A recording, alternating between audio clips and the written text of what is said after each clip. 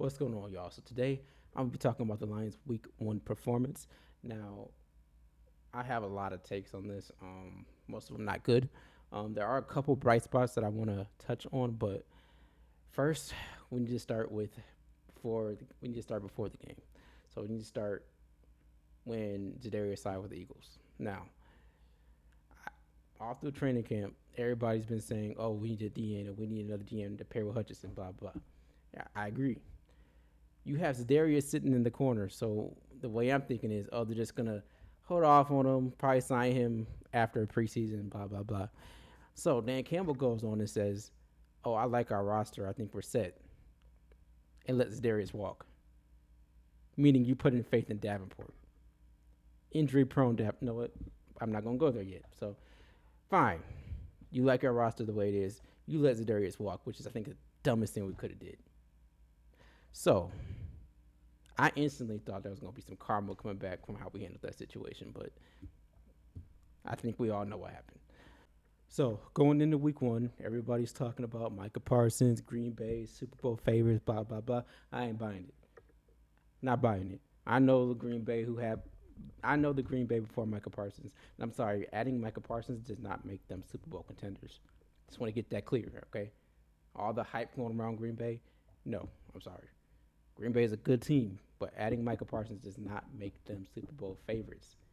And the announcers saying that don't know football. They don't look at the teams. They're going off of the hype of getting a big player into a decent team. No. So that's how I stand on that situation. Now, going in for the Lions. I know we had some question marks at O-line. Blah, blah, blah, blah, blah. I get that. Going into the Lions with the O-line, though. They didn't play great, but in my opinion, I don't think they played terrible. I think we're going off of last year's standards was so high that any drop off would have been drastic for us.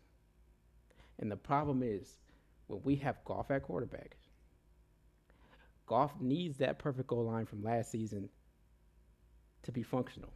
If we don't have that high standard O line, which is almost impossible to keep up year to year in and year out.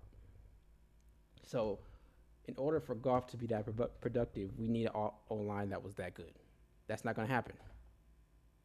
And I'll stand on my statement. I don't think Goff is the guy that's going to get us to a Super Bowl.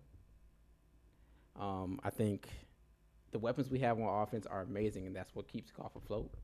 But our O line is what really is do or die for Goff. Because I look at these other teams, I'm looking all these teams playing Sunday. Everybody doesn't have a great O line. Even teams with decent O lines, but good quarterbacks that can maneuver around the pocket. And not saying they have to be dual threats like Lamar Jackson, but somebody that can evade pressure just for a little while to throw the ball. Now back to the pass rush. Now watching that game, Aiden Hutchinson was getting double teamed, getting chipped, all the above. Where was Davenport at? Davenport wasn't getting double teamed. Where was the pressures out from Davenport? You said your D line was perfectly fine without Zadarius. Something's not adding up here. So I'm letting Aiden Hutchinson. I'm giving Aiden Hutchinson a break. Coming off an injury, crazy leg injury. I knew he wasn't going to be the exact same coming into game 1, despite what everybody was saying. I knew there was going to be a drop off for a while, giving him the benefit of the doubt. But what the Lions did is, we don't care. We know you're going to get double teamed. We know you're not going to be the same from last season yet, but we're going to put you in double teams from the start of the season. Instead of getting Zadarius, which would have eased the pressure off of Aiden, you put the pressure on Aiden, not giving him any help, and there's no way to avoid that double team. So you set yourself up for failure in game 1. Because I'm sorry. It doesn't make sense. Davenport, first of all, Davenport is good. Don't get me wrong. He's decent. But the problem is you're expecting Davenport to go through a whole season and not get hurt. Doesn't make sense. So that's another thing where I think went wrong in that game. Next, The play calling on offense specifically. The play calling on offense was bland, was generic. I know it's game one. I know they saying Green Bay was stopping all the deep routes, blah blah blah. That's what every team they're going to try to stop the deep routes because they know J-Mo's a threat now. They know his speed. They know his capability of catching the ball. They know this stuff now. They're not going to just let you, without any creativity, without any design, just go over the top and have J-Mo running go routes. That's not going to happen anymore. I thought we knew this. See, you went into game one thinking that nobody knew about J-Mo. Nobody was going to try to stop our deep threats.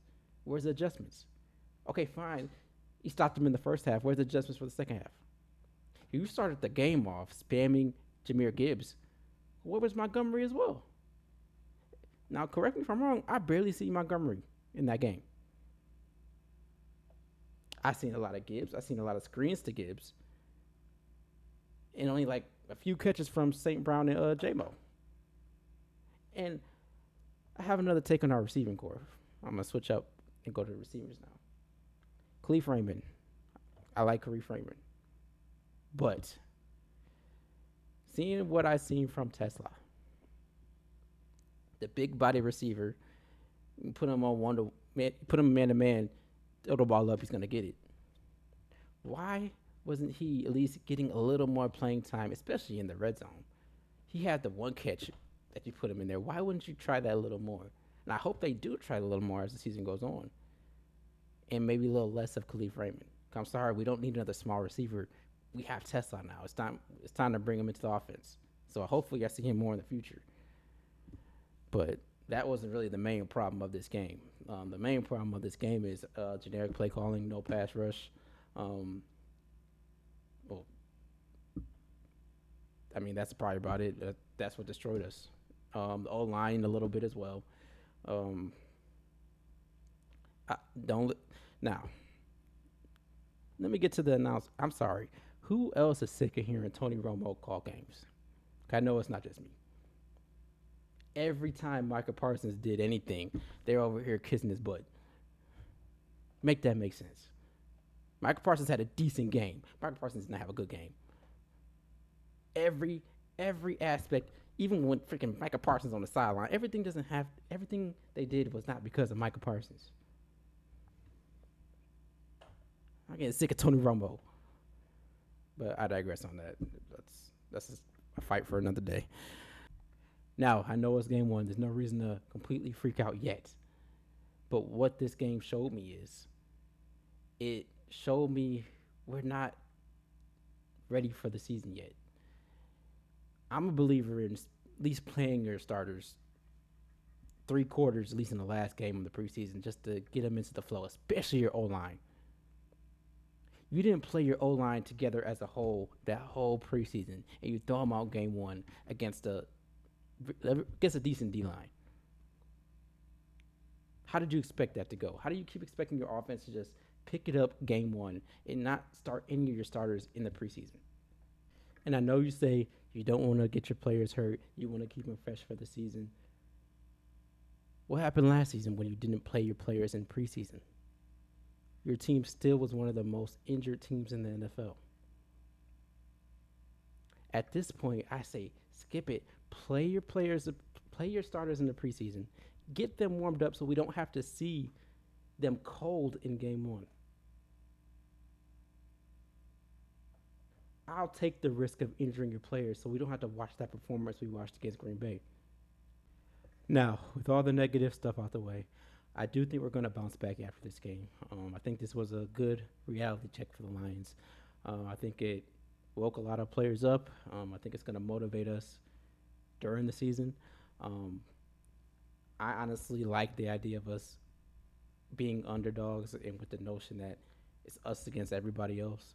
I like that notion. I like that mentality the Lions take on. So I think this will benefit us in the future. Again, we do have a lot of stuff to work on, but I do have faith in Dan Campbell.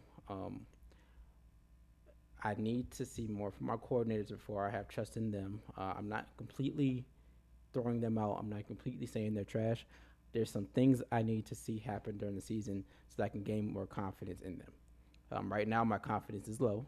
Again, that doesn't mean I'm completely done with them. I'm not saying they're completely trash. I just think they need to grow during the season. They're, especially our defensive coordinator. He's new. I have to give him time. Our offensive coordinator, a little bit of shorter leash, knowing his past. So I'm keeping a close eye on him, and I'm going to see what Dan Campbell does with him. Um, but again, we have so many weapons on offense. A blind squirrel could go to our offense, and it'd be good. So again, thank you for watching. Please like and subscribe. Thank you.